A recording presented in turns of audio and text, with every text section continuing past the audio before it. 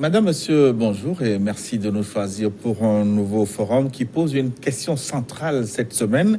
Les élections en Afrique, est-ce un mirage démocratique? Depuis 2000, des élections ont été organisées dans quasiment tous les pays d'Afrique. L'existence de processus électoraux formels n'empêche pas certaines, on va les appeler démocratures, de perdurer. En outre, nombre de scrutins sont témoins de violence et les crises post-électorales ne peuvent parfois être résolues que par des accords insatisfaisants de partage du pouvoir. Cependant, un certain nombre d'évolutions positives dans certains pays d'Afrique semblent signaler que la démocratie électorale est en cours d'institutionnalisation en Afrique. Et cette première partie de forum va s'attaquer à cette question avec un spécialiste de la matière, Madi Mohamed Djabakate, qui nous fait l'honneur d'être au plateau aujourd'hui. Madi, bonjour. Bonjour Gilles. Comment allez-vous? Nous allons bien par la grâce de Dieu. On espère qu'il en est de même pour vous. Oui, Madi Djabakate est un politologue, expert électoral. Vous êtes diplômé de l'Université de Nantes. Votre spécialité, c'est le droit international et européen des droits fondamentaux. Après une maîtrise à Lomé en sciences politiques et relations internationales. Oui, à Calavi au Bénin. Oui, vous avez traîné votre boss un peu partout dans le système des Nations Unies. Vous avez fait la République démocratique du Congo, vous avez fait la Mauritanie, vous avez fait le Soudan, on ne va pas citer tout ça. Vous avez publié même plusieurs ouvrages déjà. Notamment 55 vies constitutionnelles au Togo, le rôle de la Cour pénale internationale en Afrique, publié aux éditions Martin, et surtout l'autorité électorale à l'épreuve de l'alternance démocratique au sommet de l'État. Effectivement, ce sont là quelques réflexions que nous avons eu à mener et qu'on a bien voulu mettre dans un ciment pour partager avec tout le monde. Pourquoi êtes-vous passionné par ces questions électorales? Non, je pense que d'abord le fait d'être togolais ne peut que justifier cette passion parce que la question électorale a toujours été une actualité ou bien une berceuse pour la jeunesse togolaise dont nous faisons partie. Donc, ce sont des questions qui nous ont interpellés très tôt et par rapport auxquelles nous nous sommes dit qu'il fallait voir comment est-ce qu'on peut faire, comment est-ce qu'on peut contribuer à la réflexion pour redynamiser le jeu électoral, pour redynamiser la démocratie au Togo. Et je pense que cela a guidé notre choix d'abord du fait même du parcours parce que quand vous avez un père qui a toujours rêvé de vous voir en toge et un matin vous lui dites, bon, je suis en faculté de droit, mais j'irai faire les sciences politiques, il se dit, mais toi, qu'est-ce que tu veux qu'est-ce que tu veux me faire? Bon, je pense que le fait d'être togolais, l'actualité togolaise qui nous a bercé depuis les années 90 a été assez déterminant dans notre choix de carrière, dans notre choix de rédaction, tout ça. Et le titre que vous portez, est-ce qu'il faut en rire ou en expert électoral? Parce que justement, expert de fraude ou expert de quoi? Non, justement, un expert électoral, il est plus là pour perpétuer, pour vulgariser les bonnes pratiques en matière électorale. Parce que d'aucuns diront que nous avons connu notre démocratie électorale après la conférence de la Baule. C'est vrai, mais d'autres pays ont essayé les élections. Depuis, la culture électorale, elle est dans d'autres pays. Donc, il y a eu de bonnes pratiques qui se sont dégagées et qui finalement ont été institutionnalisées. Aujourd'hui, vous verrez dans plusieurs pays, il y a des masters sur les élections. C'est-à-dire, c'est devenu un enjeu crucial pour l'Afrique et certains pays qui l'ont compris ont vraiment porté le choix sur ces filières pour permettre effectivement d'avoir les ressources humaines compétentes et avéré pour ce genre de travail. Vous avez par exemple au Bénin, vous avez la chaire UNESCO qui a ce master. Vous allez en République démocratique du Congo, le feu Apollinaire Abbé Malou Malou également avait créé une école dans ce sens. Donc, et vous avez maintenant plusieurs instituts spécialisés qui font quand même des formations, des renforcements de capacités pour toutes les personnes qui interviennent dans ce domaine. Mais malgré tout, la question électorale est reléguée encore au personnel politique qui contrôle la plupart du temps les organes de gestion des élections. Oui, malheureusement, nous sommes restés dans cette situation qui veut que ce soit les politiques eux-mêmes qui se fassent justice, alors qu'en réalité, il devait y avoir un arbitre qui puisse être là et aider à départager les camps. Sauf qu'aujourd'hui, peut-être à raison ou à tort, d'aucuns continuent de croire qu'il faut être politique, qu'il faut être là soi-même pour pouvoir garantir que ces élections se sont bien passées. Et malheureusement, toujours à la fin des élections, même ceux qui sont à la CENI et qui ont perdu finissent par dire que les élections ne se sont pas bien passées. Donc, ce qui conforte la thèse suivant laquelle il faut peut-être dépolitiser cet organe, en faire un organe administratif pur et le laisser faire son travail. Certains pays l'ont compris. La CENI, elle est purement administrative avec des techniciens. D'autres aussi ont essayé un certain mélange, un peu de politique, un peu d'administratif, où ils ont les politiques qui ont une texture ou bien une approche de conseil d'administration au niveau de la CENI. Et maintenant, toute l'administration électorale, elle se fait sur recrutement, sur base de compétences pour mener à bien la mission, quoi. Oui, vous avez fait cette analyse en parcourant le système électoral de plusieurs pays comme la Côte d'Ivoire, le Burundi, les deux Congos d'ailleurs. Analyse à retrouver dans votre ouvrage L'autorité électorale à l'épreuve de l'alternance démocratique au sommet de l'État. On y reviendra peut-être, mais je voudrais que vous nous expliquiez la relation intime entre démocratie et élection. Peut-il y avoir démocratie sans élection? Alors, je pense que la démocratie a des piliers. Et aujourd'hui, quoi qu'on dise, les élections sont un des piliers de la démocratie. Parce que quand vous faites des élections régulièrement, vous êtes en train de construire une démocratie. Donc le lien, il est là. Et dans une démocratie, il y a toujours des gens qui sont appelés à diriger. Et ces gens, il faut trouver un moyen par lequel ils peuvent diriger avec l'assentiment, mais être également conscient du fait que ceux qui ont délégué cette compétence de direction peuvent vous le retirer par des canaux appropriés lorsque vous ne l'exercez pas bien. Vous voyez, par exemple, avec le Léviathan, c'était le plus fort qui dirigeait et tout le monde se retrouvait sous sa protection. Ce qui, bien évidemment, fait que des gens pouvaient diriger, mais parce qu'ils n'avaient pas la force brute, ils n'avaient pas la chance d'apporter leur plus. Et la différence entre la situation du Léviathan de Thomas Hobbes et la démocratie aujourd'hui, c'est que tout le monde peut diriger s'il arrive à remplir les conditions exigées et surtout s'il arrive à convaincre ces populations pour leur donner son soutien. Donc, la démocratie, vous disiez tantôt que la régularité de l'organisation des élections est un indicateur. Est un indicateur. Mais maintenant, il faut que je précise, parce que si régularité, il y en a toujours eu dans plusieurs pays, mais ça n'a pas donné chose. La régularité, cela suppose d'abord que ces élections se font de façon transparente et équitable. Voilà, ce n'est pas organisé pour organiser, mais c'est organisé de sorte à ce que la transparence y soit, l'équitabilité y soit, et en fin de compte, chacun puisse quand même dire le processus, il est allé à terme et nous n'avons pas obtenu sa victoire parce que justement, ceux qui, les électeurs, devaient donner cette victoire ont préféré le donner à l'autre. Et c'est dans ce genre de contexte que vous verrez ce qu'on appelle les bons perdants qui disent qu'ils félicitent le vainqueur et sont à leur disposition. Et justement, pour que ces genres d'élections puissent se faire, c'est là où on a parfois besoin de personnes techniques qui sont des experts électoraux qui viennent appuyer. Voilà. Donc, moi, je voudrais qu'on s'interroge un peu sur les processus électoraux, les élections même en Afrique, calqués sur le modèle occidental. Est-ce que, en tant qu'expert électoral, est-ce que c'est un bon modèle pour l'Afrique? Est-ce que nous devons voter comme les Occidentaux? Bon, je pense que tout dépend d'abord de comment est-ce que nous avons compris la démocratie. Et je me rappelle un peu les interprétations et parce que les gens ont fait au début, en voyant la démocratie comme c'est le début de l'incivisme, je peux faire ce que je veux. Non, je pense que c'est aussi là où il y a ce qu'on appelle l'éducation civique, qui est un élément primordial dans la construction d'une démocratie. Et dans une démocratie, il faut juste arriver à faire comprendre aux gens d'abord qu'il y a ce qu'on appelle un état de droit. Et c'est ce que beaucoup cherchent aujourd'hui.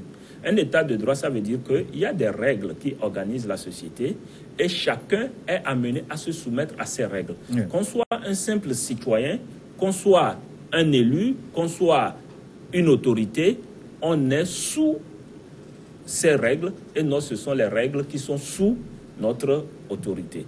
Voilà. Maintenant, autre élément, c'est que aujourd'hui, malheureusement, nous avons eu en Afrique des partis politiques qui ont biaisé le jeu démocratique. Quand je dis biaisé, c'est que vous verrez toujours que des partis politiques sont toujours confondus à des groupes ethniques. Et à partir de ce moment, la démocratie est en péril parce que c'est le groupe ethnique majoritaire qui risque d'avoir tous les leviers. Et dans certains pays où surtout vous avez deux groupes ethniques, vous allez voir que les élections sont toujours suivies de violence parce que le groupe ethnique majoritaire est le mieux placé et a toutes les chances de gagner les élections et la violence peut s'en suivre. Dans d'autres où vraiment on a plusieurs groupes ethniques, il y a quand même plusieurs grands groupes. C'est là où vous allez voir cette dialectique du nord et du sud qu'on trouve le plus souvent en Afrique. Vous voyez, quand on commence par parler de nord et sud dans un pays africain, c'est qu'il y a plusieurs groupes ethniques et de façon géographique, on essaie de créer un semblant de séparation entre un nord et un sud qui sont censés exister. Et finalement, la violence et les conflits viennent à partir de cette recherche pour des gens, soi-disant du sud, soi-disant du nord, qui cherchent à contrôler le pouvoir. Et c'est un peu comme l'exemple de la Côte d'Ivoire ou peut-être du Togo d'ailleurs. Oui, c'est deux exemples. Ou même vous prenez l'exemple centrafricain où la crise a commencé et elle est devenue subitement une crise entre chrétiens et musulmans qui entretient la tension et qui biaise le processus électoral en soi-même. Alors qu'en réalité, le processus électoral, il est comme un plateau qui est offert où chacun vient donner sa vision de la chose, vient expliquer sa façon de voir les choses, la façon dont il envisage améliorer les choses. Et c'est sur cette base qu'on est appelé électeur pour venir faire un choix en voyant les deux propositions qui sont faites, laquelle nous pensons la plus pertinente et la plus bénéfique pour nous. Malheureusement, je suis désolé, il n'y a pas de ce genre d'élection chez nous pour le moment.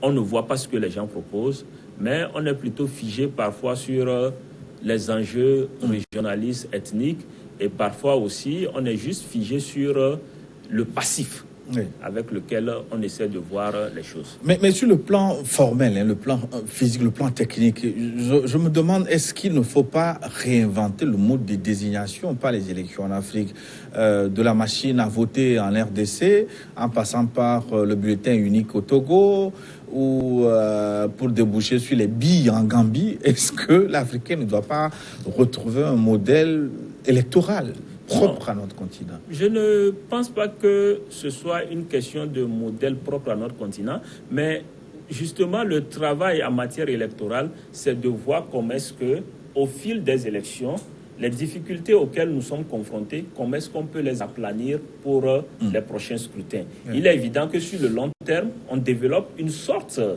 d'expertise sans le savoir et qui permet de consacrer ou de révolutionner certains aspects électoraux. Par exemple, aujourd'hui, ce qui a été fait en RDC avec cette machine à voter, c'est la première fois.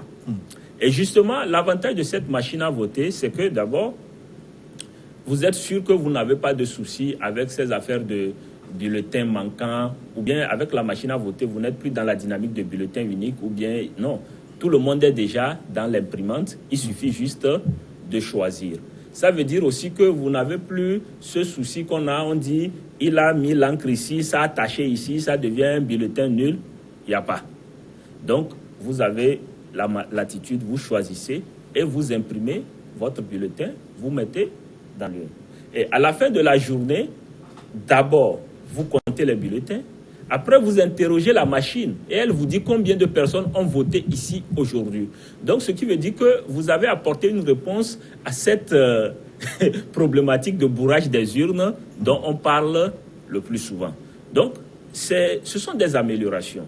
La bille... En même temps, ces machines, beaucoup étaient détraquées, n'ont pas pu fonctionner comme il le faut. Non, je pense que... Et puis l'informatique, on peut bien manipuler, les fautes peuvent être massives. Là. Non, vous savez, le système informatique, il a besoin d'être paramétré et d'être sécurisé. Ouais. Et justement, c'est pourquoi nous parlons aussi d'expertise électorale. Ça veut dire justement que vous n'allez pas envoyer un politicien aller flâner à la CENI pour sécuriser ou bien pour protéger une machine électorale. Ça veut dire que pour ce genre de choses, vous devez recruter des personnes compétentes en matière de pare-feu, de sécurité informatique et autres. sauf que vous l'êtes transformé vers une expertise électorale. Donc, tout ça, ce sont des enjeux qui sont là et il faut, à un moment donné, une administration concrète qui pour faire le travail. Le problème qu'on a dans la plupart de nos pays, si, par exemple, une machine comme ça, vous la prenez et vous mettez seulement la CENI en place 3 mois avant les élections, vous voulez que les gens s'approprient et maîtrisent cet outil comment? Vous venez former un membre de bureau de vote durant une journée à 3 jours des élections. Et vous n'êtes même pas sûr qu'il dispose des compétences techniques parce que c'est un parti politique qui l'a désigné pour être membre de bureau de vote par pure fidélité militantisme. Vous ne pensez pas que cette machine peut finalement être détraquée à force d'être mal utilisée ou mal maîtrisée par la personne qui est en face d'elle? Donc, c'est pourquoi, justement, il faut qu'on essaie de revoir les choses et de dire, dans la plupart des pays, aujourd'hui, vous prenez par exemple la France, c'est le ministère de l'Intérieur qui organise les élections. Comme au Sénégal. Voilà. Et c'est une administration qui est là, qui travaille, qui fonctionne, qui connaît les rouages et qui prépare l'élection, qui ne subit pas l'élection. Ce n'est pas 2 semaines, 3 mois. On dit, il faut aller vite. Et c'est là où vous voyez des gens sortir des vieux documents. Là, on essaie d'actualiser rapidement. On dit, bon, on met une marge de 10% parce que ça... Non, ce n'est pas comme ça. On prend une pause, une léthargie de 4 ans. Voilà. Et on se réveille à la veille des élections. Justement. Et quand on est dans ce genre d'approche, il est évident qu'on aura toujours des difficultés à s'approprier la chose. Mais quand vous avez une CENI que vous mettez technique et permanente, les gens, entre 2 élections, c'est l'occasion pour le personnel de pouvoir se familiariser avec les nouveaux outils qui peuvent être développés pour une élection. C'est également l'occasion pour le personnel de pouvoir faire ce qu'on appelle une revue après action. C'est-à-dire, vous avez fini une élection. Aujourd'hui, par exemple, vous verrez la CENI aller rendre un rapport et on va dormir. Après, on espère que le président de la République va donner des instructions aux députés pour voir les recommandations qui ont été faites par la CENI dans son rapport général. Qu'est-ce qu'on peut mettre en œuvre? Vous voyez, c'est là le vrai problème qu'on a et qui donne l'impression que l'élection n'est pas notre réalité. Maintenant, si vous pensez à notre réalité, ce serait aussi une certaine façon de voir en réalité nos institutions. Vous voyez, par exemple, en termes de réalité, moi je me dis, dans un pays où vous avez plusieurs groupes ethniques, la réalité que vous pouvez adopter dans ce genre de pays, c'est que au-delà de l'Assemblée nationale, qui a son approche spécifique et par rapport à la population, vous pouvez constituer peut-être un type de Sénat qui, en réalité, est une représentation des groupes ethniques avec le même poids.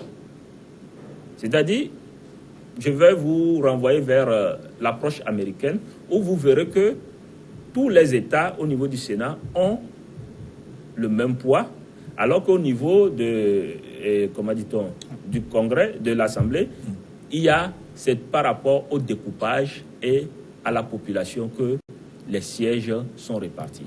Donc, en réalité, une innovation africaine, c'est peut-être vers là que moi je la verrai, du genre où, au-delà du député qui fait son travail classique, on a un Sénat qui est vraiment composé, qui reflète la configuration socio-ethnique du pays, où les gens sont là et on pose d'autres problèmes qui, effectivement, peuvent être posés dans ce cadre et qui peuvent être dans une posture où X ne dira pas que Y a pris une part de lion ou autre, mais chacun est là et on sait que c'est par rapport à telle localité, à telle chose. Donc, ce sont des possibilités qui existent, auxquelles on peut penser, même si, pour moi, c'est parfois une fuite en avant, parce que nous avons des choses plus simples que nous ne faisons pas aujourd'hui, et nous voulons aller vers des choses compliquées au nom de la contextualisation ou bien de l'authenticité. Oui, mais au-delà de votre vœu de voir des organes de gestion des élections beaucoup plus techniques, est-ce qu'on ne peut pas aller au-delà? Tout comme on a confié, par exemple, la gestion de la monnaie à la BCEAO au niveau l'Afrique de l'Ouest. Est-ce qu'il ne faut pas réfléchir à une institution supranationale, permanente, qui puisse gérer ces questions électorales, retirer donc des mains des politiques cette affaire-là pour la confier à des structures non, plus nous n'allons indépendantes? pas rentrer dans un autre débat. Je ne suis pas sûr que la monnaie au niveau de l'Afrique de l'Ouest est gérée par la BCEAO. C'est un autre débat que je laisse de côté. Elle est gérée théoriquement, Elle en est tout cas. gérée théoriquement par la BCEAO. Et en réalité, vous savez, au niveau des organisations régionales, il y a quand même des efforts qui sont mis en place et un appui qui est là pour les États en matière électorale. Voilà, donc il y a cet appui qui existe. Et vous savez, même je vais le prendre depuis le sommet avec les Nations Unies. Il y a ce qu'on appelle la division de l'assistance électorale qui est logée aux affaires politiques aux Nations Unies à New York. Et la division de l'assistance électorale, elle fonctionne sur ce qu'on appelle la NAM. C'est-à-dire, c'est l'État qui lui dit, je dois organiser des élections, mais j'ai besoin de votre appui. Et quand j'ai besoin de votre appui dans tel domaine, tel domaine, tel domaine. Et la division de l'assistance électorale délègue des experts qui viennent dans le pays et qui évaluent les besoins du pays en matière électorale. Donc, vous avez tout un travail qui est fait. Et à la fin, la mission pourra vous dire, il ira rendre compte au sous-secrétaire général pour lui dire, voici la demande formulée par tel pays, voici ce que nous pouvons faire dans la limite de notre mandat pour ce pays. Mais entre-temps aussi, nous avons constaté et observé ceci lors des échanges avec les différents interlocuteurs et nous pensons qu'il faut leur recommander aussi d'ajouter tel volet. Et là, la réponse revient au pays où on lui dit, voilà, voici votre demande, voici ce que nous pouvons faire. On y va ou pas? Donc, ce n'est pas... La logique aujourd'hui, c'est de laisser les États jouir de leur indépendance. Parce que la plupart du temps, quand on parle des Nations Unies, ce n'est pas différent des pays eux-mêmes qui se retrouvent là-bas. Donc, au-delà des techniciens qui travaillent aux Nations Unies, ce sont les États eux-mêmes qui se retrouvent là-bas et qui font leurs petits arrangements que les techniciens essaient de mettre en œuvre en tenant compte des standards qui sont adoptés. Donc, tout dépend d'abord des pays. Si un pays a envie d'être appuyé, vous avez vu depuis quelques années, il y a une tendance en Afrique où les gens disent « nous organisons les élections sur fonds propres ». Parce que justement, les gens ne veulent pas qu'on vienne leur dire ou leur conseiller ce qu'ils doivent faire. Pour vous, c'est une avancée ou un recul démocratique? Non, c'est une tentative d'avancer. Parce que si l'idée, c'est juste parce qu'on se dit X amène de l'argent, amène de l'expertise, c'est pourquoi il vient nous faire la morale, on n'en a pas besoin, on fait ce qu'on a en tête, on trouve l'argent nous-mêmes, là ce n'est plus une avancée démocratique, c'est plutôt un refus d'avancée démocratique. Donc il faut voir ces différents aspects et comprendre qu'il revient d'abord au pays de solliciter l'appui, que ce soit au niveau régional, que ce soit au niveau international, il revient d'abord au pays. Sinon, que ce soit à la CEDEAO, je sais qu'il y a une cellule qui est étoffée assez régulièrement avec des compétences pour ce genre d'appui, quand la Commission le juge pertinente ou quand les États le sollicitent. Donc, tout dépend des relations entre les États et les dites organisations. Maintenant, il y a aussi une réalité, c'est que même au niveau national, on peut aller vers cela parce que nous avons organisé plusieurs élections, nous avons eu plusieurs rapports de mission d'observation qui sont là avec des recommandations claires. Maintenant, il revient aux États de savoir concrètement est-ce qu'ils veulent consolider les efforts qui sont faits chaque année en matière électorale ou bien ils veulent juste avoir une structure électorale dont ils se servent quand l'heure arrive et qu'on range dans les tiroirs à la fin de l'heure. En tout cas, pour l'instant, à chaque fois qu'il y a élection, on crie à sur le baudet, fraude électorale par-ci, fraude électorale par-là. La question que je voudrais vous poser, Madi Zabakate, est-ce que les fraudes ne sont pas consubstantielles à la texture socio-ethnique ou politique de nos différents pays, gangrénés par endroits par la corruption, etc. Autrement dit, est-ce qu'on peut faire des élections sans fraude? Est-ce que ce n'est pas une forme de leurre? Alors, déjà, si je peux me le permettre, la plupart du temps, nous essayons de restreindre la fraude électorale juste au jour des élections. Tout à fait. Alors qu'en réalité, la fraude électorale, c'est tout un art. Et c'est là aussi où l'expert est là. Un art ou un vice. Non, c'est là où l'expert est aussi là pour attirer l'attention très tôt. Parce que la fraude électorale, elle commence avant les élections, elle se fait pendant les élections et elle se poursuit après les élections. Voilà. Avant les élections, je vous donne un exemple très simple. Vous avez vu, nous venons de faire les élections locales au Togo. Et subitement, à la veille de ces élections, la commune de Lomé, la grande commune de Lomé a disparu. Vous voyez. Et quelques jours avant les élections, l'Assemblée nationale a fait une petite révision. Et vous allez voir qu'il y aura une commune après qui va être créée pour regrouper tout ce Lomé, même s'il n'existait pas au départ. Tu n'as pas bien compris.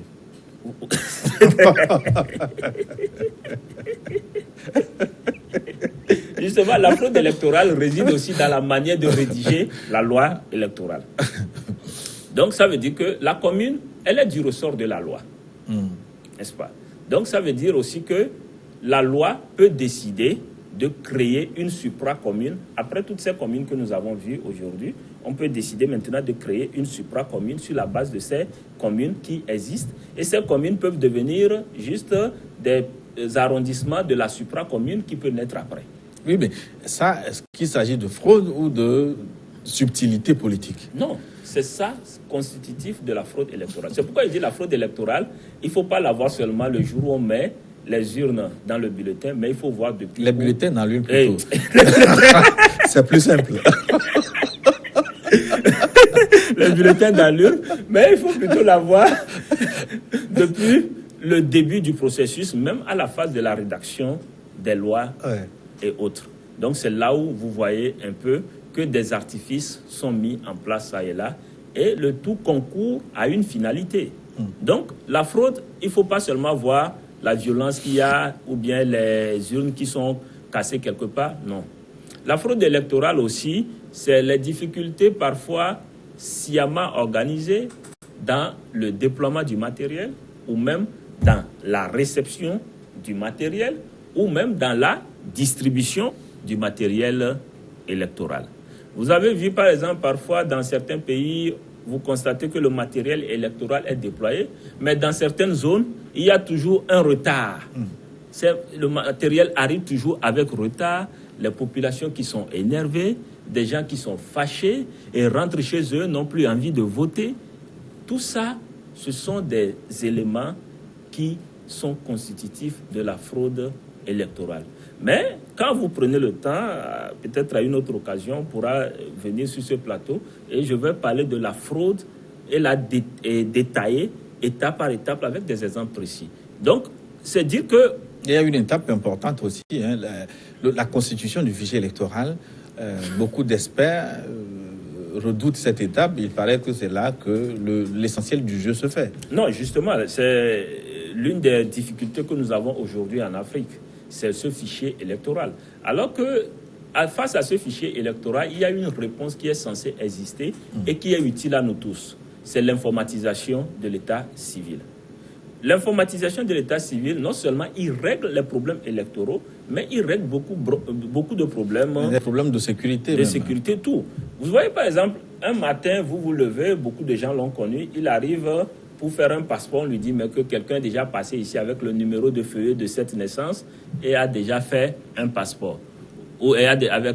Donc, vous vous retrouvez un matin, vous êtes d'un niveau donné, mais vous n'avez plus de documents. Et vous commencez une course-poursuite auprès des tribunaux pour vous faire délivrer de nouveaux documents. Bref, tout ça, ce sont des problèmes que l'informatisation de l'état civil aussi peut aider à régler. Voilà. Donc, quand vous prenez aujourd'hui la plupart des pays où cet effort est fait, vous savez au moins à l'avance qui est dans le fichier électoral, qui ne l'est pas, et surtout qui a droit d'être dans le fichier électoral. Au lieu qu'on me dise par exemple que je donne 3 jours pour faire un rattrapage pour ceux qui n'ont pas pu s'inscrire dans le fichier électoral, je préfère qu'on nous dise qu'à la date, au jour J du scrutin, qui aura 18 ans selon les bases de l'état civil.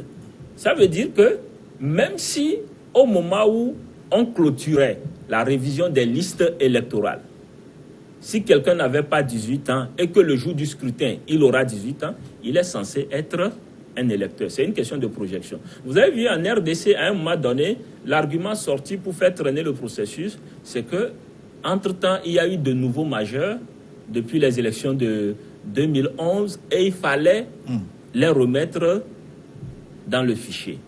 Alors qu'en réalité, si vous étiez dans un pays où l'état civil était informatisé, il suffisait juste de déterminer la date des élections et vous déterminez d'office ceux qui auraient 18 ans le jour-là pour pouvoir voter. Et après, vous mettez un filtre, par exemple, pour les personnes qui n'ont pas le droit d'exercer, qui ne peuvent pas exercer leur droit de vote du fait de plusieurs restrictions, soit condamnation judiciaire ou même soit du fait de leur fonction. Parce que quand vous prenez le Sénégal, la RDC par exemple, les militaires et les policiers n'ont pas le droit de vote. Ce droit de vote leur a été retiré, tout comme le droit de grève le leur a été retiré.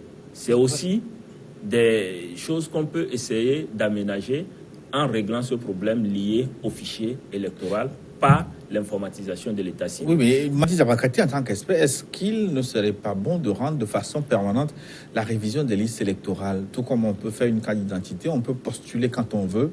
Pourquoi il faut des périodes spécifiques pour réviser le fichier électoral? Non, justement parce que l'administration électorale n'est pas permanente. Donc, à partir de ce moment, quand moi j'ai besoin de me faire inscrire sur la liste et qu'il n'y a personne pour recevoir cette inscription, parce que l'inscription sur la liste, elle se fait dans les établissements avec les membres des bureaux, les membres des comités de liste et cartes, ou membres des bureaux de vote, suivant la période. Donc c'est là où on le fait. À partir du moment où cet outil de proximité est enlevé aux citoyens, il ne sait pas où le faire. Vous allez voir, au maximum 2 à 3 mois après les élections, les CELI vont fermer leurs bureaux, remettre les bâtiments aux propriétaires pour louer à de nouvelles personnes. Donc, vous allez vous rendre chez qui pour pouvoir actualiser cela? Surtout que nous sommes même si le Togo n'est pas grand, je ne vais pas quitter Dapaon en disant que je viens me faire enregistrer sur le fichier au siège de la CENI, ou aussi eux-mêmes, à un moment donné, ils vont aussi plier bagages et disparaître de la circulation. Donc cela nous ramène toujours à la phase de la permanence de l'institution électorale. Mais au-delà de ça, la seule façon de faciliter les choses, c'est l'informatisation de notre état civil. Finalement, on parle tout le temps de fraude, mais l'auteur, c'est souvent les partis au pouvoir. Est-ce que les oppositions ne sont pas capables de fraude, elles aussi? Non, je pense que celui qui le fait par prédilection, ce sont les partis au pouvoir, mais les opposants aussi. Parce que ce sont eux qui contrôlent les différents appareils. Bon, vous savez, quand quelqu'un est convaincu dans nos pays où la justice est à la botte des partis au pouvoir, ça veut dire que tout ce qui est prévu dans le code électoral comme sanction pour les gens qui se seront livrés à des actes interdits par le code électoral, parce que je sais que je le fais pour le parti au pouvoir, qui va venir me juger après? Est-ce que d'ailleurs, de vous à moi, je vais prendre l'exemple le plus palpable que nous connaissons ici au Togo, est-ce que vous avez une fois appris qu'après une élection, des gens ont été jugés parce qu'il y a eu des fraudes, il y a eu des ordres ou autres? En tout cas, j'attends qu'on me montre cette décision de justice et qu'on me montre que ces personnes ont vraiment passé le temps à la prison pour ça. Donc, c'est dire que les gens dans les pays sont conscients que l'appareil d'État qui doit réprimer, ils sont là pour le consolider. Alors, il se sent relax, il fait ce qu'il veut. Et parallèlement, dans certains pays aussi, les gens de l'opposition se disent, bon, nous aussi, on a des fiefs, on va essayer de maximiser là-bas. Et le plus souvent, dans les fiefs de l'opposition, vous verrez que les représentants du parti au pouvoir finissent par disparaître des bureaux de vote parce qu'ils sont menacés. Ils sont vraiment... il y a une pression qui est mise sur eux et ils sont obligés de craquer. Ou bien très tôt, avant même que les représentants... Dans les fiefs de l'opposition aussi, ce qui était intéressant, jusqu'à un passé récent, je n'ai pas encore analysé ça sur l'élection qui vient de se passer, vous verrez le plus souvent que dans les fiefs de l'opposition, le parti au pouvoir, les membres de bureau de vote qu'il envoie viennent de localités lointaines pour venir juste opérer le jour-là dans le bureau de vote et repartir. Alors, ça veut dire que le temps que lui quitte sa localité pour arriver, l'opposition même fait des acrobaties et on installe quelqu'un là-bas au nom du parti au pouvoir. Et quand le vrai délégué du parti au pouvoir vient, il y a quelqu'un qui est déjà là. Et maintenant, puisque c'est un jeu d'ensemble, même s'il se plaint, on lui dit tu attends quand les gens de la CENI vont venir, on va vérifier tout ça là. Et vous pouvez passer toute la matinée là-bas sans faire le travail pour lequel vous êtes. Et vice-versa, dans les zones où le parti au pouvoir est, vous vous retrouverez dans une posture où le parti au pouvoir même désigne des gens qu'il dit bon, toi tu vas officier au nom de l'opposition. Et en fin de compte, vous n'êtes pas surpris de voir lors des dépouillements que dans certains bureaux de vote, des partis politiques sont représentés, mais aucune personne n'a voté pour ces partis politiques dans ce bureau. À partir de ce moment, vous vous posez une question. Si un bureau ou un parti politique a un représentant et qu'il n'a pas une voix, est-ce que les résultats qui sortent de ce bureau sont dignes? Le représentant peut voter pour un autre candidat. Non, aussi, justement, sauf que le théoriquement, représentant... c'est possible. Théoriquement, sauf que le représentant, il vous certifiera toujours avoir voté pour le parti. Voilà, donc ce sont des artifices qui sont faits ça et là, mais je pense que c'est le fait que l'action publique répressive n'est pas mise en branle au cours des élections ou après les élections. C'est pourquoi les gens s'enorgueillissent et font ce qu'ils veulent à chaque élection parce qu'ils savent que c'est juste des bruits qui vont être faits, mais à la fin, ils ne seront pas inquiétés. Mais de tout ce que vous avez décrit, je vois le processus électoral comme une machine très compliquée. Dans ce contexte-là, est-ce que les oppositions, de façon générale, qui sont mal représentées sur l'ensemble des territoires, dans les différents pays, est-ce que ces oppositions peuvent arriver à contrôler cette machine et tirer leur marron du feu, comme on dit souvent? Non, je pense que tout est question d'organisation. L'opposition peut contrôler une machine électorale si elle s'organise comme il faut par rapport à la machine. Mais si vous êtes là et que c'est à 2 mois ou bien à 1 mois d'un scrutin que vous décidez à y aller, ne soyez pas surpris de ne pas être en mesure de contrôler les choses. Parce que déjà, même au niveau de la CENI, lorsqu'on fait la répartition des postes et consorts dans les CELI, dans les bureaux de vote, les gens tiennent compte de tout ça là pour pouvoir positionner. Et si vous n'êtes pas là ou si vous êtes mis en minorité, on fait des jeux de chaises et vous vous retrouvez là, mais vous êtes au mauvais endroit, aux endroits où vous n'avez pas forcément la capacité d'opérer. Donc c'est pourquoi je pense que vous êtes conscient que vous avez un pays à couvrir, vous avez un maillage à faire, vous vous organisez en conséquence, et si vous avez des alliances à faire, vous le faites, ou bien tous les partis politiques sont d'envergure nationale. Vous trouvez des militants confirmés et avérés qui peuvent le faire, et non des militants de circonstances que vous ne découvrez qu'à 1 mois des élections, lorsque vous-même, c'est à ces 1 mois des élections que vous daignez partir dans la zone en question. Nous tirons vers la fin de la première partie de cette émission. Maintenant, la réponse à notre question centrale, les élections en Afrique, est-ce un mirage démocratique? Bon, un mirage, je pense que le mot est assez fort parce que, d'abord, quand vous vous référez à mon ouvrage... L'autorité électorale à l'épreuve de l'alternance démocratique au sein de l'État. Ce titre n'a pas été choisi à la légère, parce que d'abord, c'est l'autorité électorale que tout le monde voit dans une élection. Tout le monde porte son regard sur la CENI. Alors qu'en réalité, la CENI ne fait qu'exécuter des textes qui ont été votés et mis à sa disposition pour travailler. La CENI n'invente rien. La CENI a été réduite dans nos lois. Ou disons la commission électorale, parce que dans d'autres pays, ce n'est pas la CENI. Oui, techniquement, dans le jargon, au Bénin, c'est la Sénat. Voilà, donc on dit les OGE, les organes de gestion des élections. Donc, ils sont réduits à ce que le législateur a bien voulu leur confier.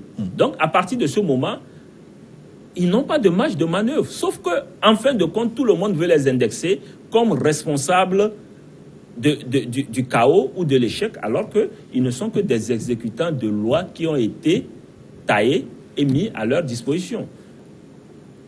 Aujourd'hui, vous allez plus loin. Vous prenez le fait que ces organes soient à la base politisés, où les gens viennent pour défendre un parti. Je vous assure, Gilles, que lorsque vous venez pour défendre, vous n'avez pas la tête pour travailler. Parce que si vous commencez par travailler, vous serez distrait. Vous ne pouvez pas défendre. Donc finalement, tout le monde est là, se surveille en chien et chat. Et le travail qui doit être fait pour qu'à la fin, tout le monde puisse être soulagé, il n'est pas fait. Et à la fin, bien évidemment, il y aura des violences, il y aura des contestations. Et ça va embraser. Tout le monde dira que les élections ne sont pas bonnes pour l'Afrique. Et pourtant, les élections sont une bonne chose si on s'entend ensemble sur les règles les plus admises généralement dans les pays où ça marche. Et les élections sont une bonne chose si on tient vraiment à les organiser de façon équitable. Mais quand, à partir du moment où vous voulez organiser une élection, ou bien avec pour objectif gagner ou gagner, il n'y a pas de certitude qu'on puisse s'en sortir. Il y a de temps en temps de bons exemples sur le continent. Par exemple, en Afrique du Sud, ce pays organise régulièrement des élections quand même acceptées par tous. Non, ce pays organise des élections acceptées par tous, mais toujours gagnées par le même parti qui fait qui commence par perdre du terrain aussi, l'ANC. Effectivement, mais qui fait une sorte de filtrage en interne pour proposer de nouveaux produits aux Sud-Africains.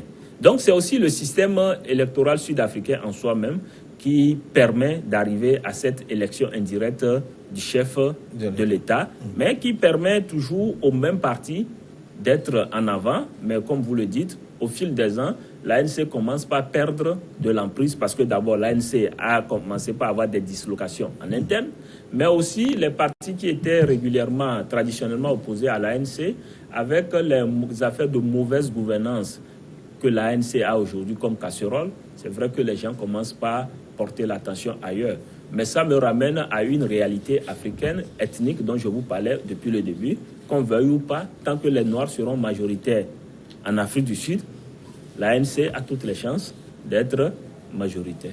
Merci Madi Diabakate. Nous allons marquer une pause. On se retrouve dans une dizaine de minutes pour parler du Togo cette fois-ci. Est-ce qu'on assiste à l'émergence d'un nouvel échiquier électoral à l'issue des 2 dernières élections que le pays a connues, notamment les législatives et les municipales? On marque une pause, on se retrouve juste après une nouvelle édition du journal. À tout de suite.